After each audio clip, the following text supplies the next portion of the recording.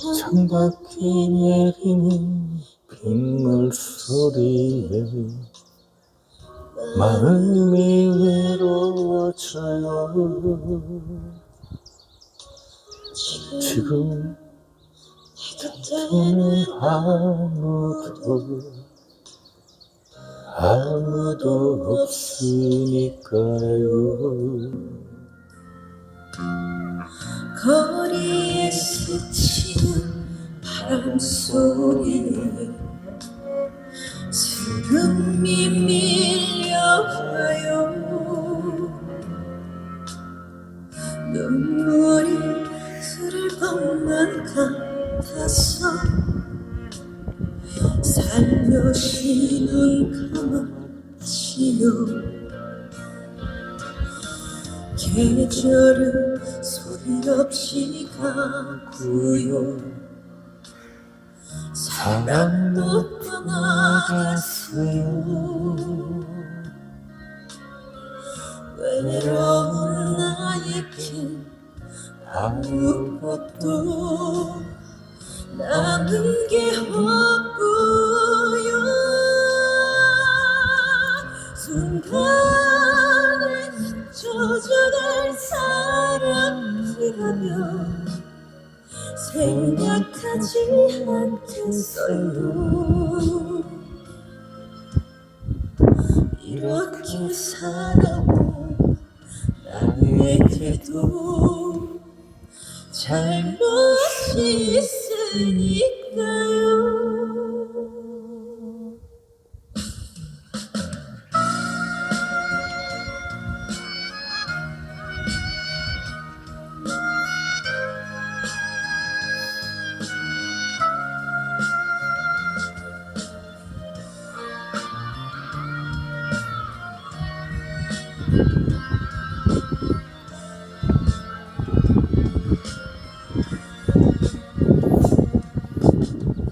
계절은 소리 없이 가고요. 사랑도 떠나갔어요. 외로운 나에게 아무것도 남은 게 없고요. 순간에 잊혀져갈 사람이라면 생각하지 않겠어요. 이렇게 살아온 나에게도 잘못이 있으니까요.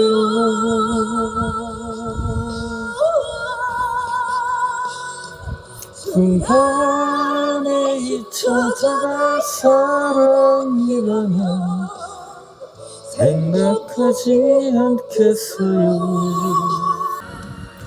이렇게 살아온 나에게도 잘못이 있으니까요. 이렇게 살아온 나에게도 잘못이 있으니까요.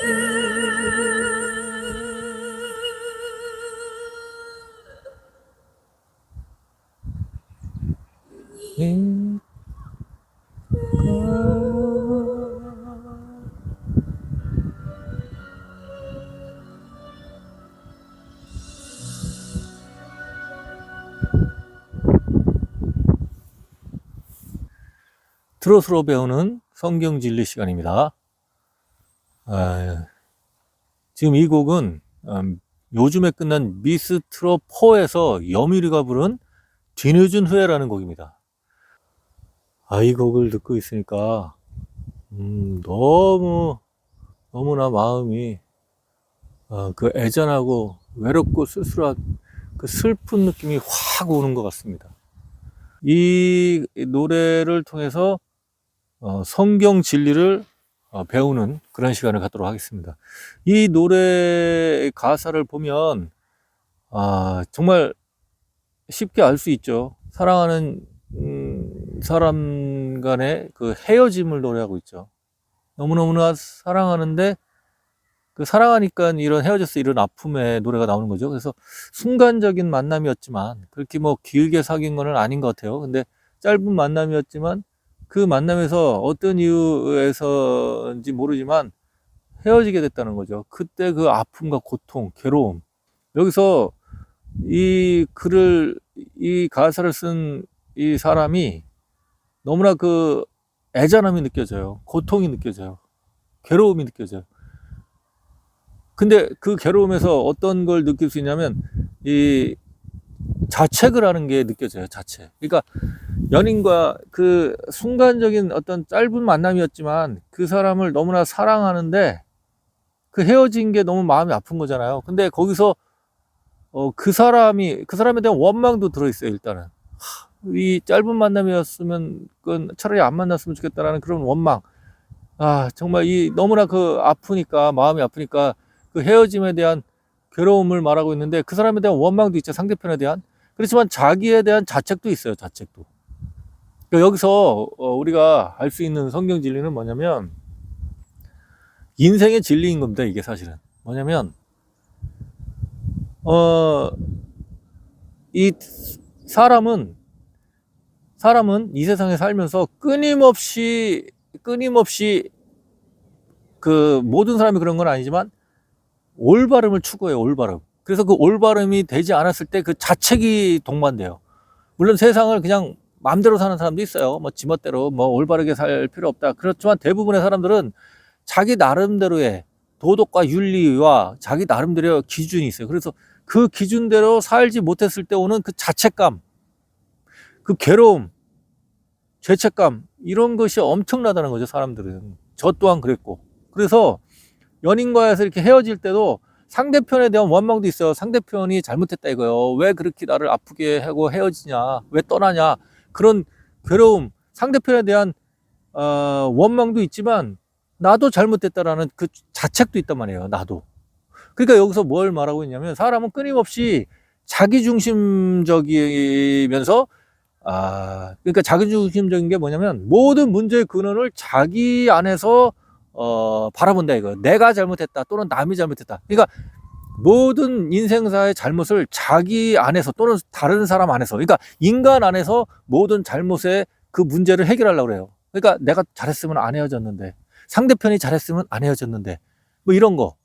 그리고 비단 남녀 간의 헤어짐뿐만이 아니라 인생 살아가는 거에서 내가 잘했으면, 상대편이 잘했으면 끊임없이 거기서 이 다른 사람에 대한 원망 또는 자기에 대한 자책 이런 것들 때문에 인생이 괴롭다는 거죠.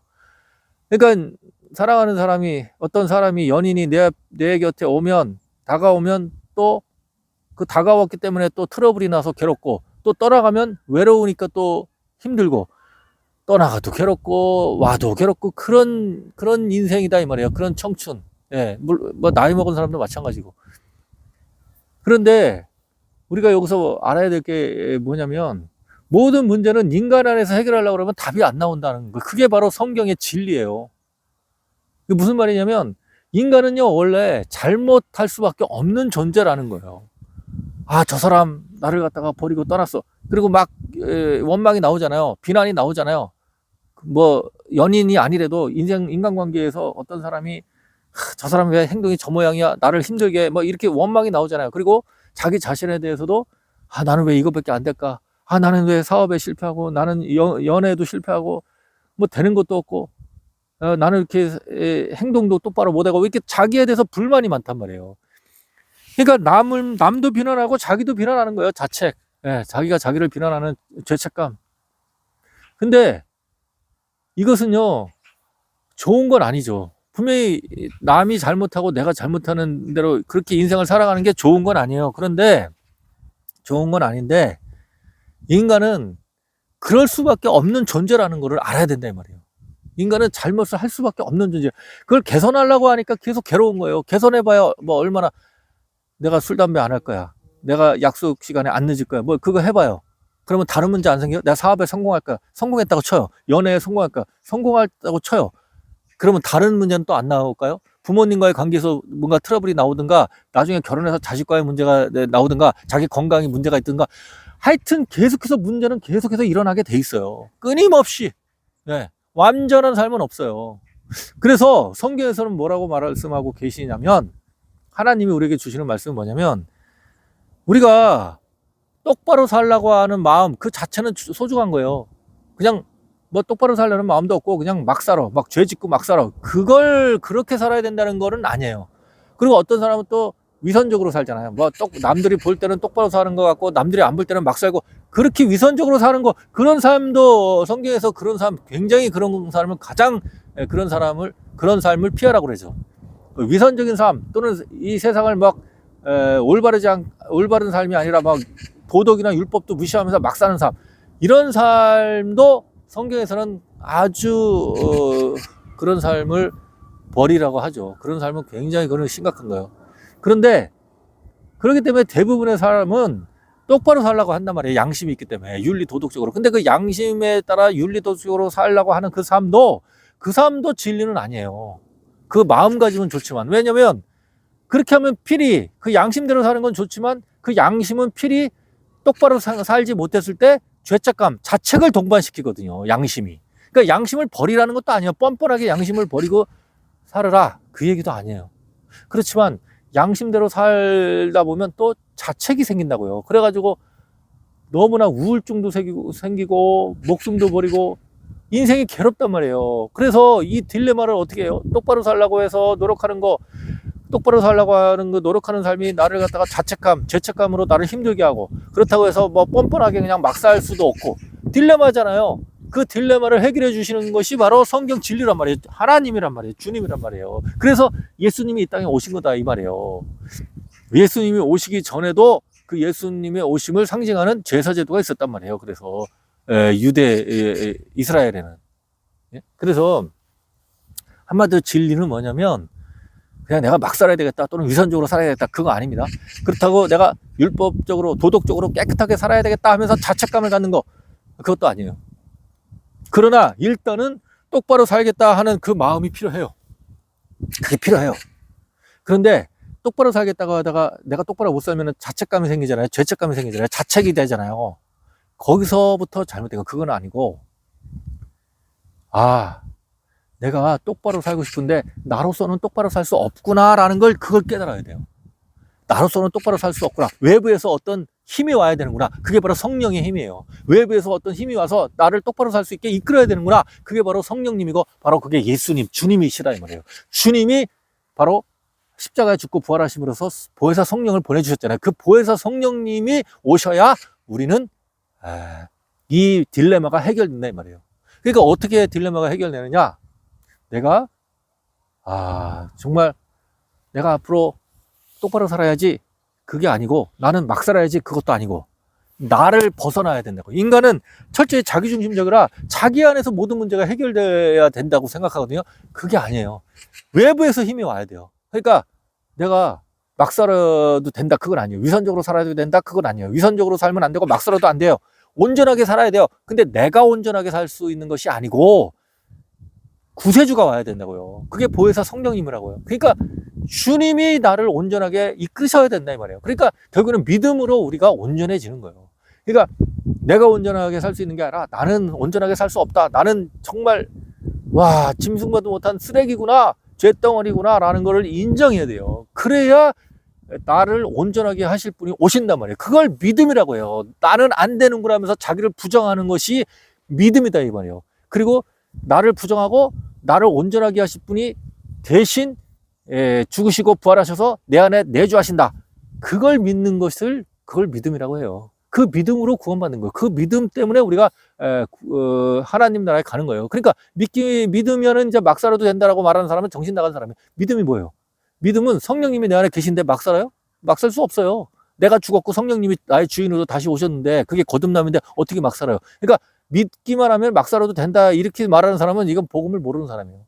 믿으면 내가 없고 주님이 사시니까 연약해서 좀 잘못을 저지를 수도 있어요. 그러나 정죄받지 않는단 말이에요. 주님이 내 안에 들어오시면, 성령님이 오시면. 그러면 어떻게 살아요? 위선적으로 사는 것도 아니고 막 사는 것도 아니고 내가 윤리 도덕적으로 깨끗하게 사는 것도 아니고 주님을 믿기만 하고 사는 거예요. 믿기만. 아, 나는 안 되는구나. 주님이 나를 이끄신다. 이렇게 고백하고 사는 거예요. 그러면 주님이 나를 거룩하게 이끄신다고. 내가 행동이 똑바로 안 나와. 그래도 주님을 믿고 주님이 나를 똑바로 살 수 있게 해주신다는 그 간구로 살아가는 거예요. 그러니까 날마다 내가 똑바로 살아야 돼 이러면은 안 돼요. 똑바로 안 살아져요. 그러니까 자책감만 생겨요. 그러니까 그냥 내가 똑바로 못 살면 나는 똑바로 못 사는구나 인정하면서 주님이 나를 이끌어 주십시오라는 그 간절한 소망으로 살아가는 거예요. 그 소망으로 내가 똑바로 살아야겠다는 그 노력이 아니라 내가 똑바로 살고 싶어라는 그 소망으로 살아가는 거예요.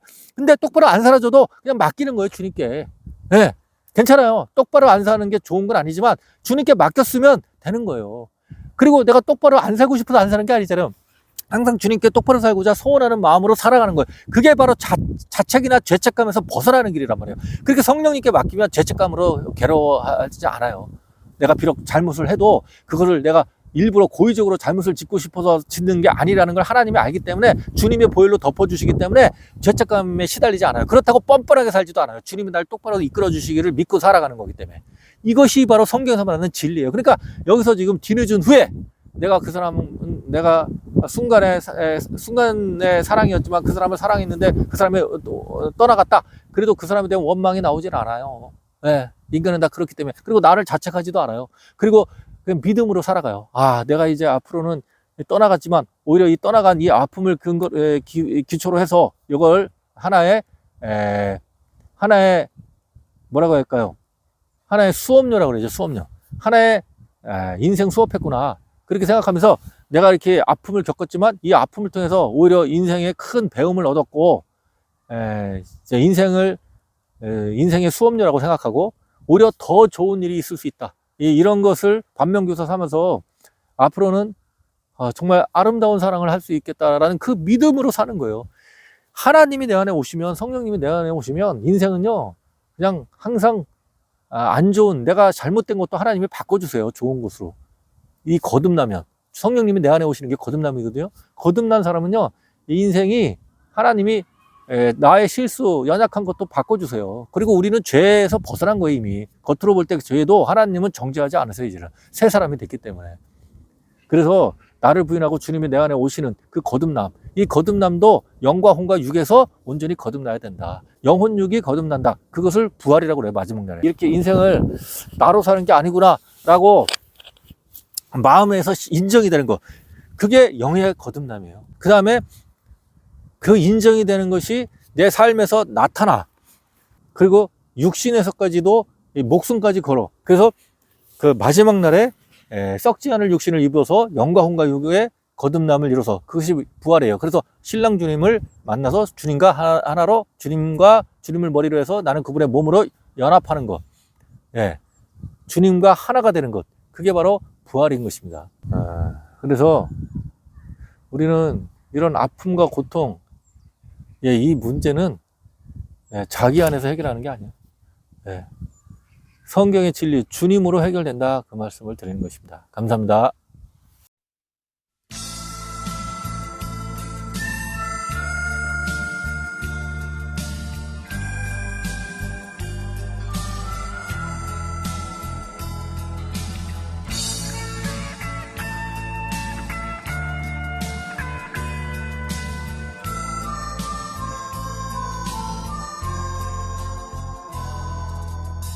창밖에 내리는 빗물 소리에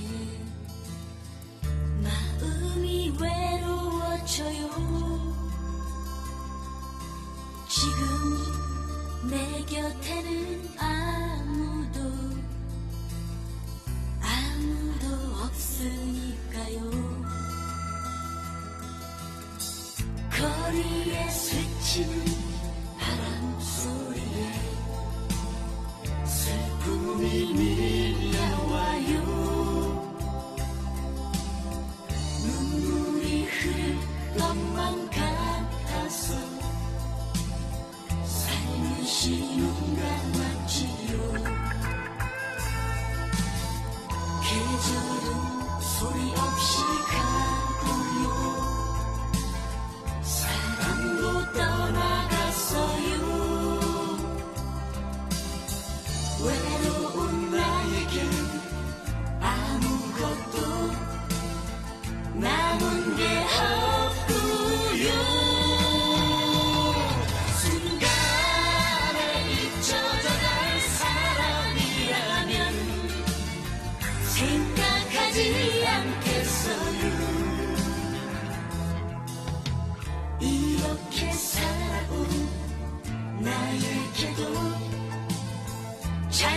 잘못이 있으니까요.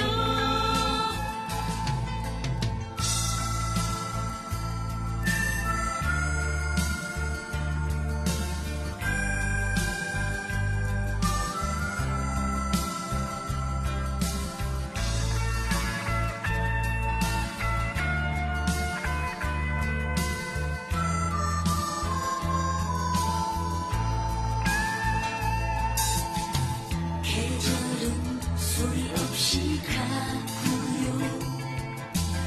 사랑도 떠나갔어요.